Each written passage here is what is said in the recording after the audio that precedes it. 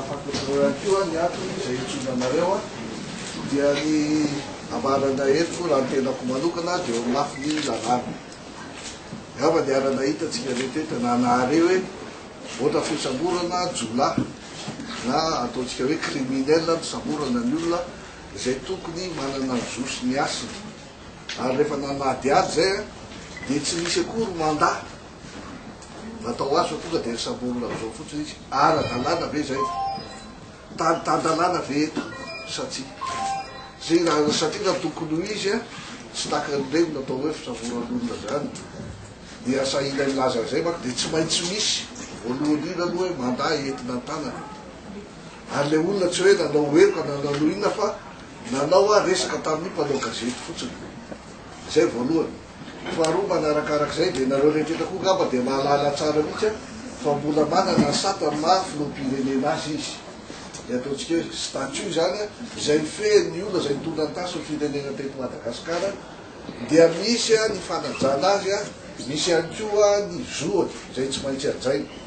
Raha misy milaza fa hoe olombeloko izy mbola tsy meloka mihitsy izy tompo. Ary ohatra nareo namaky gazety omaritra tokony mpanao gazety aminareo zay nanontany tany moa dia lazaiko mihitsy fa eo anatin'ny lalàna ny didy zay navoaka teo aloha dia efa fantatrareo tsara mihitsy fa mbola didy tsy manan-kely iny. Zany hoe zay le ataony hoe jugement na arrêt définitif satria tsy natreny zavatra iny noho zany tokony mbola tsy miatra le iny. Kanefa gaga ihany tena anay amampalao lalàna anay hoe asaina miteny ny any Afrika Atsimo le avocat izay laza hoe obabolay fanana sisisy ohatra mifanaovana hoe efa fanomanana sady ny tany onjotan-dalàna zany nahoana no avela no teny reny olona reny. Tsara koa fantatrareo mpanao gazety fa raha ohatra misy avocat anankiray mandeha amin'ny firenena anankiray dia tsy maintsy miseho am'le hoe filohany io lafitry ny sovava no azo miteny foana zany hoe manatona ny atao hoe bâtonnier de l'ordre des avocats eto Madagasikara. Tsy nisy zany fa avy etrany dia navela le olona anao an'ireo fanambarany reny. Mampihany tena hoe raha mandeha any Afrika Atsimo dia zay no ataontsika malagasy rehefa makany nefa nahoana zareo tsy manaja an'izay. Ary tsara no alalanareo ne satria misy mpisovavo ho aminy dia le ataontsika hoe directeur de cabinet no zany mahay le lalàna mifeny mpisovavo eto Madagasikara izy dia fantany tsara mihitsy zany mara-dalàna na tsy ara-dalàna zay natao le ny olona reny raha tokony nanao fanambarana teto izy. Raha iverytsika amin'ny fisamborana ny filoha Marc-Ravalomanana manontany teny zay hoe nisy mandat ve ary anaonao conférence de presse izy eloka ave manao azy zany conférence de presse zany araky nrenay fara mako dia hoe adidina hono izy aka ny anadidina azy voeo mihitsy zany dia ny hoe maneno radio nareo satria zareo fitonana nanao an'le izy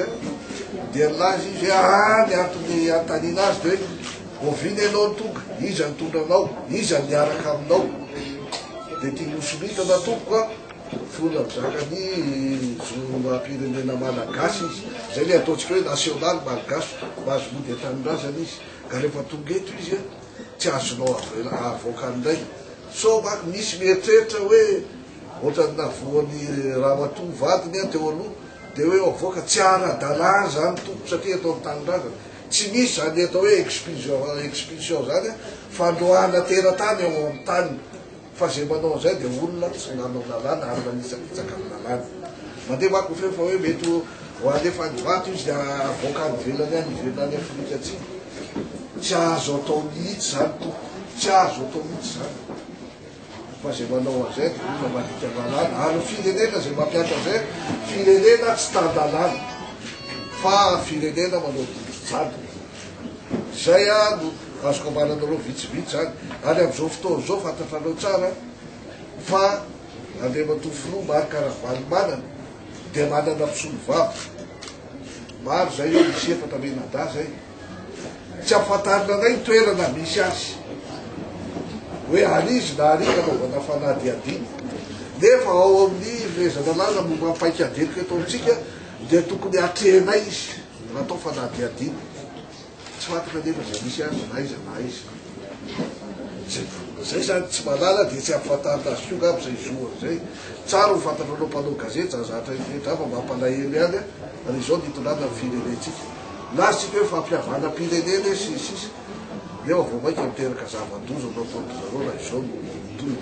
ka teny fosy tsotro ohatr'izay no ataona ainareo hoe mbola tandalana ve ny atao firenentsika satria mbola veriko ihany ao amin'ny andiny a telo dimapolo ao fehezan-dalàna no mampaika veloko ana hoe article 53 code de procédure pénale dia voalaza tsara mihitsy eo fa azo ray tsy maintsy atrehanay na azo ray atrehana efa mifantarina anay a fa ny olona zay arovanay dia anaovana fanady adiny fa lazaina fa hoe raha nisy kanataony tsy maintsy atrehanay zany refa lazay zay tsy misy zany atramintsika miteny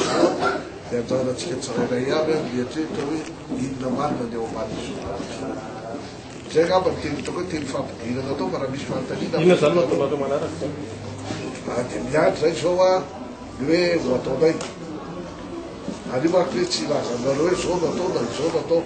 fa nifantatra fotsiny ihany dia ny mampalahelo tsara mifantarinareo fa ny tenanay a vo zao moa vo tonga teny fa mitety ny vady tany na huissier teto Antananarivo a 12 ny huissier zay nandehanako aryresiko letrebon na numéro na lenarany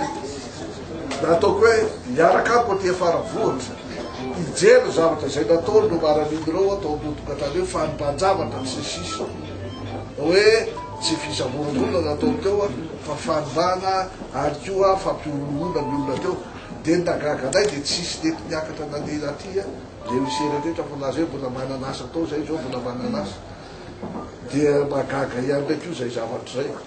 satria zany zay nanao hoe andao ianareo a miaraka aminay a dia anao constat zavatra sobana ny basy a sy ny bana zay azonay ao dia magaga ao le vatany io zany tsisy nadeta zay ngamba dia atao hoe fampidirana raha misy fanontaniana vofony zay zay ngamba Makanya